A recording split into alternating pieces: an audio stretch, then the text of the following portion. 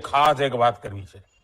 આજના વિશ્વની જે અસ્થિરતા છે એમાં ભારત માટે ઉત્તમમાં ઉત્તમ માર્ગ છે આત્મનિર્ભર બનવાનો. આત્મનિર્ભર ભારતનો મતલબ છે કે આપણે સ્વદેશી બાબતના આગ્રહી બનીએ. મેક ઇન ઇન્ડિયા એના માટે થઈને આપણો ઉત્સાહ વધવો જોઈએ.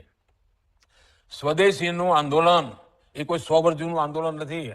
આપણા ભવિષ્યને મજબૂતી આપવા વાળું આંદોલન છે અને એનું નેતૃત્વ આપે કરવું જોઈએ. આપણા સમાજના જુવાનીઓ દીકરા દીકરીઓએ કરવું જોઈએ. નક્કી કરવું જોઈએ હવે આપણા પરિવારમાં આપણા ઘરમાં એક પણ વિદેશી ચીજ નહીં આવે. મેં તો વચ્ચે એકવાર કહ્યું વેડ ઇન ઇન્ડિયા. અનેક પરિવારો બહાર વિદેશોમાં લગ્ન નક્કી કર્યા, કેન્સલ કરીને ભારતમાં આવીને ફોન બુક કરીને ભારતમાં લગ્ન કર્યા.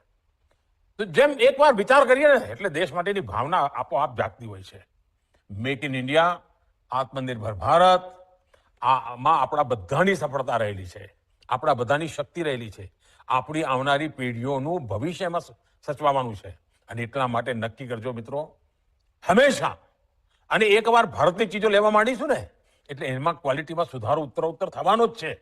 કારણ કે માર્કેટમાં બધાને ટકવું હોય, બધા સારું બનાવે, સારું પેકેજિંગ કરે, સસ્તું આપે અને એટલે આપણે આપણો રૂપિયો બહાર જાય એ હવે આપણને પાલવે નહીં.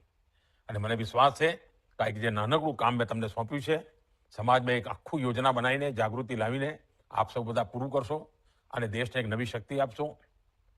અને વેપારીઓને પણ મારી વિનંતી છે, હવે આપણો સમાજ કે ખાલી ખેડૂત નથી રહ્યો, વેપારી પણ થઈ ગયો છે. વેપારી તરીકે મારું કહેવું છે આપણે બોર્ડ મારીએ કે મારી દુકાનમાં માત્ર સ્વદેશી જ વેચાય છે. જેને સ્વદેશી ખરીદવું હોય મારે ત્યાં આવો અને આપણે પણ સ્વદેશી માલ જ વેચવો જોઈએ. આ પણ દેશભક્તિ જ છે. ખાલી ઓપરેશન સિંદૂર જ દેશભક્તિ છે એવું નહીં, આ પણ દેશભક્તિ છે. અને મારી આ લાગણીને તમારા સુધી હું પહોંચાડું છું. આપણે જરૂર વાચા આપજો, કંઈ ને કંઈ યોગદાન કરજો.